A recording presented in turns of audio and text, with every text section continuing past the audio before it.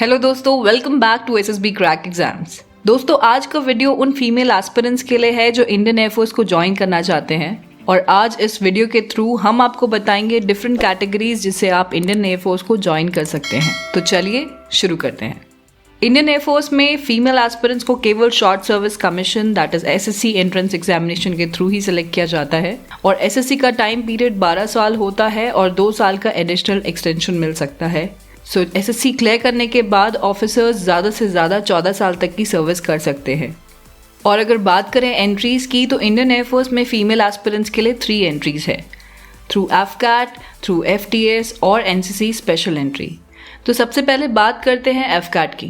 AFCAT जो कि air force common admission test है, वो साल में 2 बार कंडक्ट किया जाता है और उसका नोटिफिकेशन फरवरी एंड जुलाई अगस्त में आता है। और इंडियन एयरफोर्स में 2 तरह की ब्रांचेस होती है, flying branch, ground duty. Ground duty आपकी 2 पार्ट्स में डिवाइड होती है, non technical and technical branch.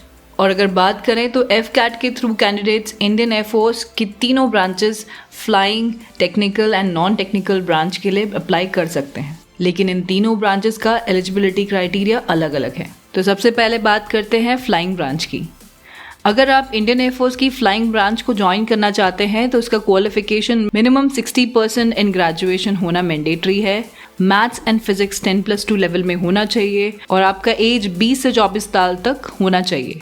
और अगर आपके पास DGC affiliated commercial pilot licence है तो आप 26 साल से पहले इंडियन एयरफोर्स को ज्वाइन कर सकते हैं। आपका मिनिमम हाइट 162.5 सेंटीमीटर होना ज़रूरी है।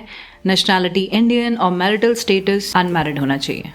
और अगर बात करें ग्राउंड ड्यूटी ब्रांचेस की, that is technical and non technical branches, तो इन दोनों ही ब्रांचेस के लिए आपका एज 20 से 26 साल होना ज़रूरी है। लेकिन टेक्निकल या इंजीनियरिंग ब्रांच के लिए आपका मैथ्स एंड फिजिक्स में 10+2 और बीटेक ग्रेजुएट होना चाहिए विद मिनिमम 60% मार्क्स। अब बात करते हैं नॉन टेक्निकल ब्रांच की।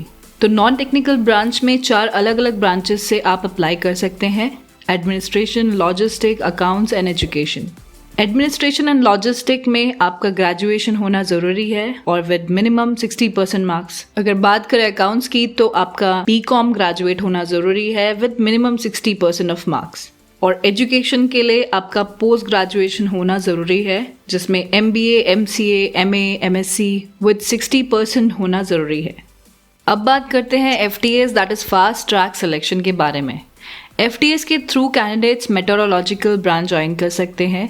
तो सबसे पहले बात करते हैं मेट्रोलॉजिकल ब्रांच की।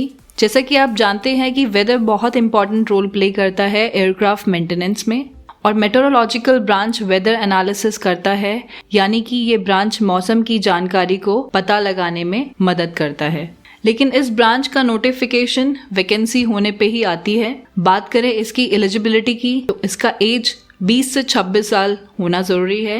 Qualification post graduation in science होना ज़रूरी है विद मिनिमम 50% मार्क्स और ग्रेजुएशन में 55% जिसमें मैथ्स और फिजिक्स होना ज़रूरी है।